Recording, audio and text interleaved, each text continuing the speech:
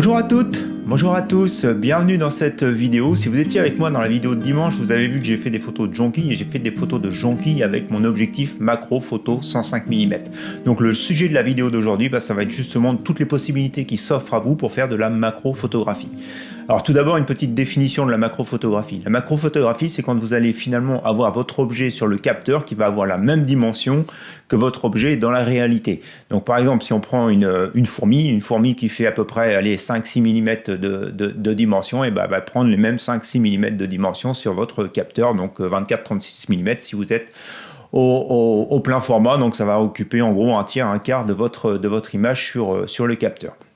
Donc voilà pour ce qui est de la macrophotographie. Donc macrophotographie, un grandissement de 1.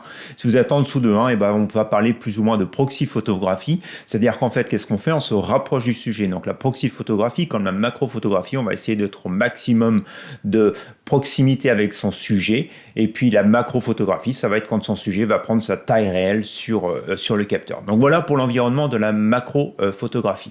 Donc si vous voulez faire de la macrophotographie, donc avant d'investir dans un zoom, dans un objectif plutôt, qui va être vraiment désigné à la macrophotographie, et je vais vous expliquer pourquoi ils sont faits pour la macrophotographie, entre guillemets, uniquement, il va y avoir pas mal de solutions qui vont s'offrir à vous. Alors, il y en a une qu'on peut trouver sur le marché, qu'on va tout de suite éliminer, qui est probablement la moins chère, enfin du moins éliminer. Je pense que pour moi, c'est pas une bonne option.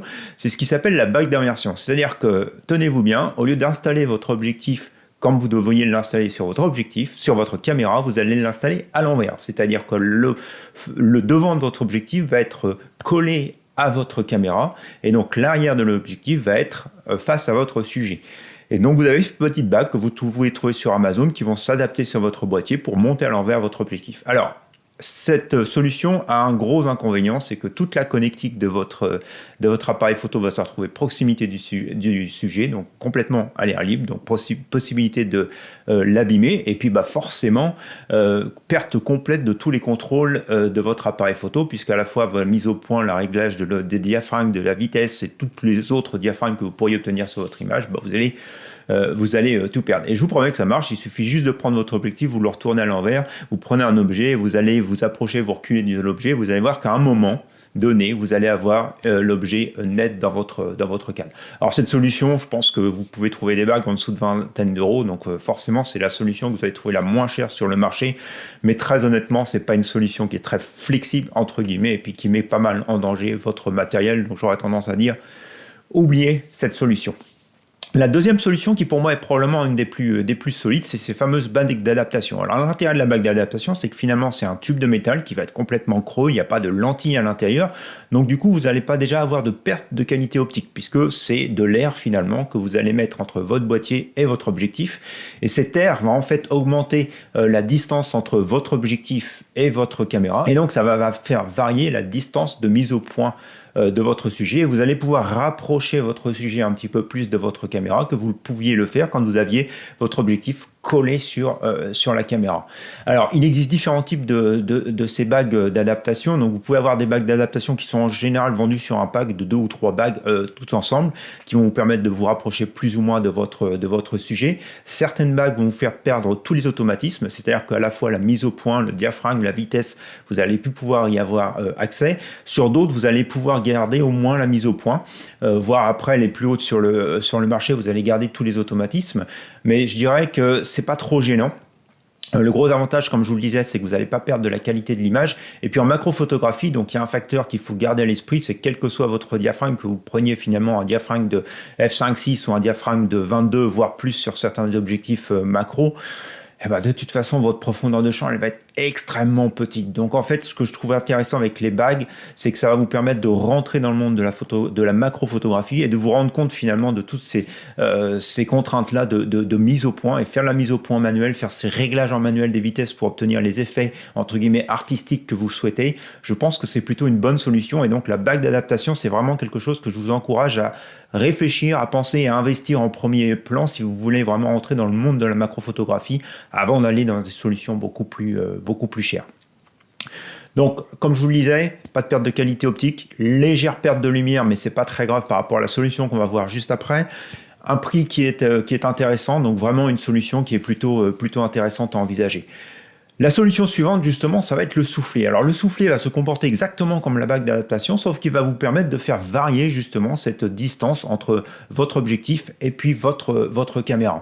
Et qu'au fur et à mesure que vous allez faire varier cette distance, puisque vous avez éloigné votre objectif de votre appareil, et vous allez perdre finalement en nombre d'ouvertures sur votre caméra, et donc vous allez perdre dans le système de la lumière. Donc vous n'allez pas perdre en qualité optique, puisqu'encore une fois, il n'y a aucun élément optique entre votre objectif et votre caméra, mais par contre vous allez perdre au niveau de la lumière, ce qui va vous obliger à travailler avec des vitesses, avec des sensibilités qui sont relativement élevées dans certains cas, ou alors d'investir, et on va en parler en fin de vidéo, dans des systèmes d'éclairage pour la macro photographie.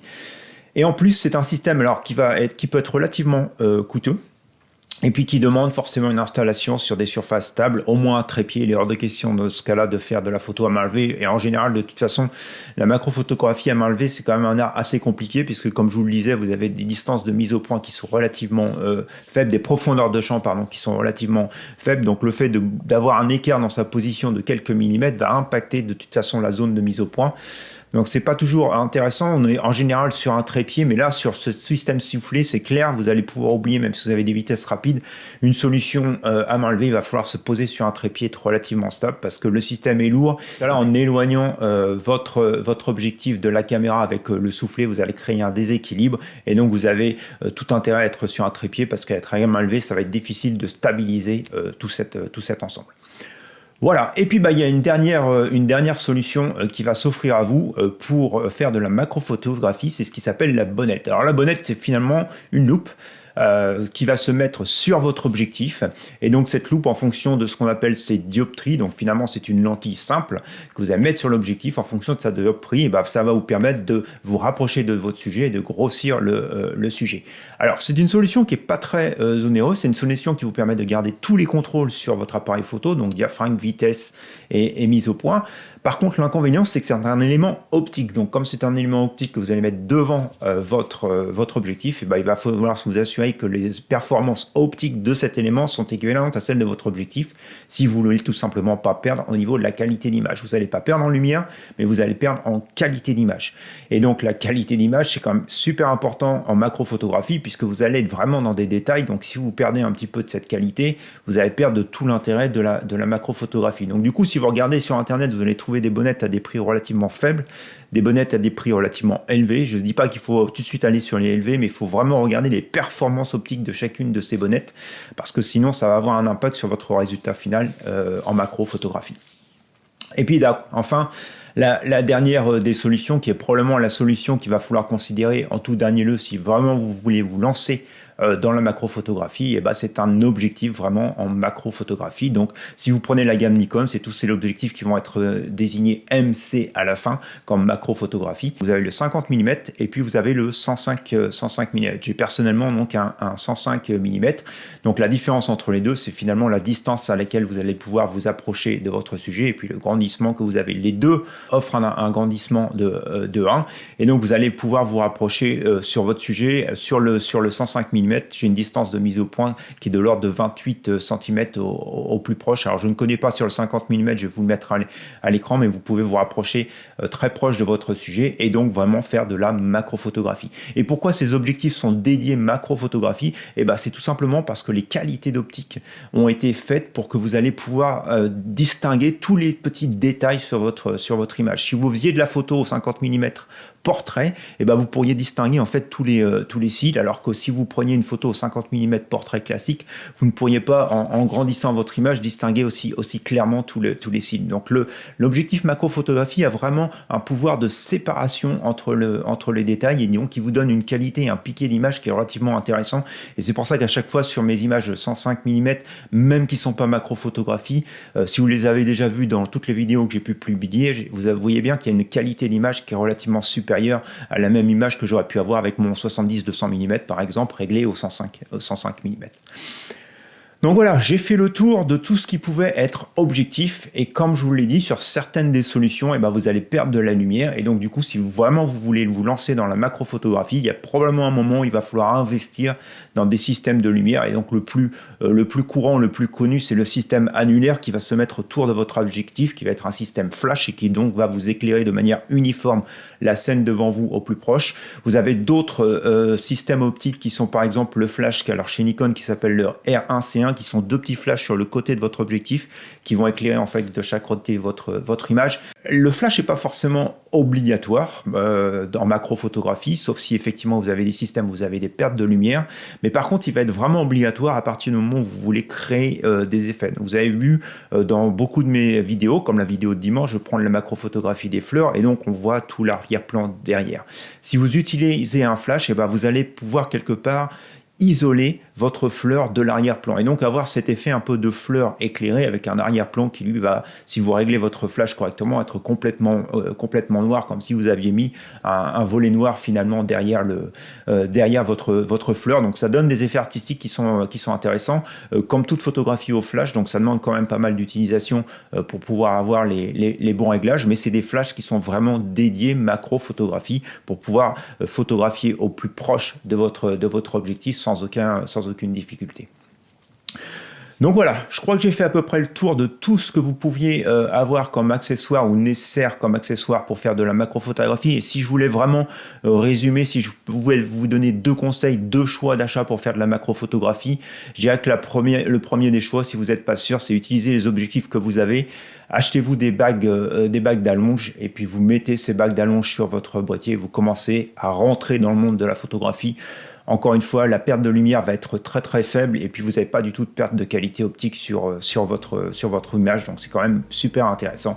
Et puis si vraiment vous êtes intéressé et que vous voulez un petit peu plus loin, et là vous pouvez investir après dans des objectifs qui sont dédiés à la macrophotographie et puis dans les systèmes de lumière si vraiment vous voulez vraiment vous spécialiser dans ce domaine-là. Voilà, écoutez, je crois que j'ai fait le tour, j'en ai fini pour cette vidéo matérielle d'aujourd'hui, j'espère qu'elle vous aura été utile, que vous aurez trouvé pas mal d'informations si vous voulez vous lancer dans le monde de la macrophotographie. Si c'est le cas, n'hésitez pas à mettre un petit pouce en l'air, commentez cette vidéo, partagez cette vidéo, il ne me reste plus qu'à vous souhaiter un bon fin de semaine, et puis on se dit dimanche en extérieur pour de nouvelles expériences photographiques. Allez, bonne fin de semaine à vous, au revoir.